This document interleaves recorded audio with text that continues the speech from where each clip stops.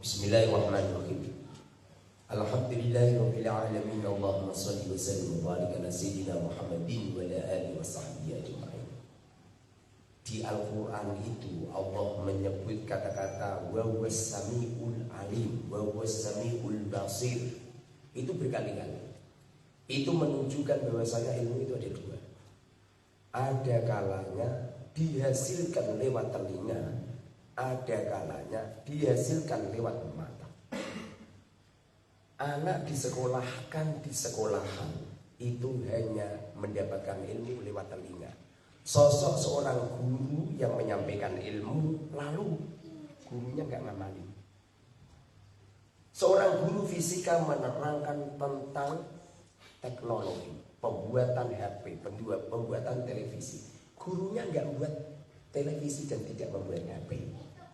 Seorang guru mengajarkan cara membuat otomotif, membuat mobil. Jangankan membuat bidang Innova dan sebagainya. SMK itu loh yang kemarin katanya dipesen nyampe nolak nyampe sekarang nggak ada barangnya. Artinya ilmunya itu hanya di telinga. Tapi di pondok pesantren ada dua ilmu, mendengar dan melihat. Maka apabila ada sebuah pondok pesantren, romo yainya hanya pinter bermain lidah, dalilnya fasih, Qur'annya luar biasa, hadisnya masya Allah, lalu tidak bisa dilihat menjadi sebuah contoh, jangan diambil ilmunya, siapapun orangnya. Karena sesungguhnya ilmu yang benar-benar ilmu itu laqad kana lakum fi rasulillah uswah, yang ada uswahnya, ada contohnya. Seperti contoh, ini ada ilmu yang terselinap yang jarang orang lakukan. Apa itu? Rasulullah SAW kalau takziah di tempat orang yang wafat, yang dilakukan Rasulullah adalah menyelesaikan hutangnya mayit.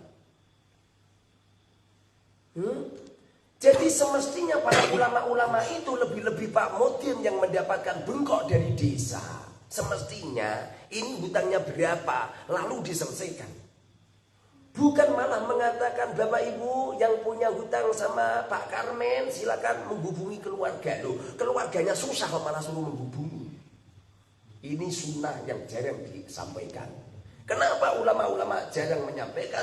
Jawabannya cuma satu, karena beliau tidak memberikan uswah. Padahal masyarakat ini membutuhkan ilmu, tidak hanya sekedar mendengar apa itu nasihat-nasihat agama, tidak, tapi membutuhkan sebuah contoh yang bisa dilihat. Rasulullah itu kalau takziah menyelesaikan hutangnya si mayat, cuman pernah satu kali. Rasulullah nggak punya uang. Lalu Rasulullah tanya, apakah si mayat ini punya hutang? Sahabat mengatakan, benar ya Rasul. Lalu Rasulullah bilang, kalau begitu saya tidak mau mensolati. Ini strategi Rasulullah supaya sahabat mau melunasi hutang mayat. Strategi. Karena biasanya Rasulullah yang menyelesaikan, ini Rasulullah nggak punya uang supaya diselesaikan sahabat. Lalu Rasulullah pergi pulang, dikejar sama sahabat, ya Rasulullah, tolong panjenengan ikut nyolati, saya tanggung hutangnya. Luar biasa. Kemudian Rasulullah nyolati. Setelah nyolati Rasulullah pulang. Beliau di rumah melihat mayat itu diadab sama Allah. Duh, hutangnya udah diselesaikan kok masih diadab. Nyampe 2 hari berturut-turut. Setelah 2 hari Rasulullah ketemu sama sahabat yang menjanjikan menyelesaikan hutangnya. Lalu ditanya, hei, gimana dengan hutangmu saudaramu kemarin? Ya Rasul, belum saya selesaikan. Saya melihat 2 hari mayat itu dibakar di alam kubur. Paham Pak Budori? Mukarrar Budorinya di depan saya. Kemudian sahabat tadi mengatakan, ya Rasulullah, kalau begitu saya tak pulang. Lalu diselesaikan. Selang beberapa hari Rasulullah ketemu lagi sama sahabat tadi. Lalu Rasulullah mengatakan, saya melihat jasadnya mayat sudah tidak dibakar lagi, sudah dingin tubuhnya. Nyampe Rasulullah mengatakan, umatku yang punya hutang kelak di akhirat saya yang menyelesaikan. Masya Allah. Masya Allah, makanya panjenengan kalau diutang orang itu nggak bayar-bayar rasa bu ancam-ancam. Mas tak tarik neng akhirat. Besok sudah selesaikan Rasulullah. Mohon maaf, bukan berarti saya menyampaikan ini bukan berarti terus yang diutang-utang terus tanggung jawab. Karena bisa saya kaji Nabi. Rasulullah itu saking dermawannya seperti ini. Semoga saja saya ini Masya Allah kalau ada orang meninggal saya silaturahim dan saya menyelesaikan itu bisa ngukut mobil saya bisa kejual. Dan ini sebuah uswah yang jarang yang ngelakuin.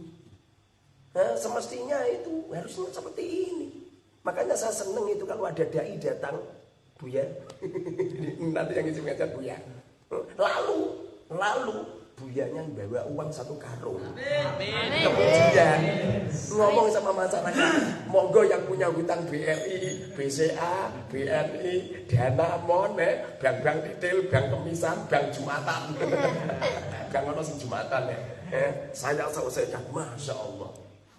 Kalau seperti ini, insya Allah yang ujungi banyak Buya. Jadi tidak kata fulus. Kepikiran Buya ini kesini ini nggak usah nyalam template gitu. Luar biasa. Tapi tetap tak bisa roy nanti Buya. Kata aku ngomong ini terus ya Allah, sedih loh baik lah. Semoga berikan manfaat. Kita semua ini kalau ada mayat itu datang ini menyelesaikan hutangnya Buya. Nanti kalau setelah dari sini Buya diamalin Buya. Insya Allah tak jamin bangkrut sampai. Lah yang didateng ini beliau orang Cina. Orang Cina hutangnya banyak-banyak. Menyelesaikan hutangnya 10 miliar. Semoga berikan amin amin. Allahumma sholli wa barik ala sayyidina Muhammad wa ala sayyidina Muhammad. Rabbana atina fid dunya hasanah wa fil akhirati hasanah wa qina adzabannar. Walhamdulillahi rabbil alamin. Al-Fatihah.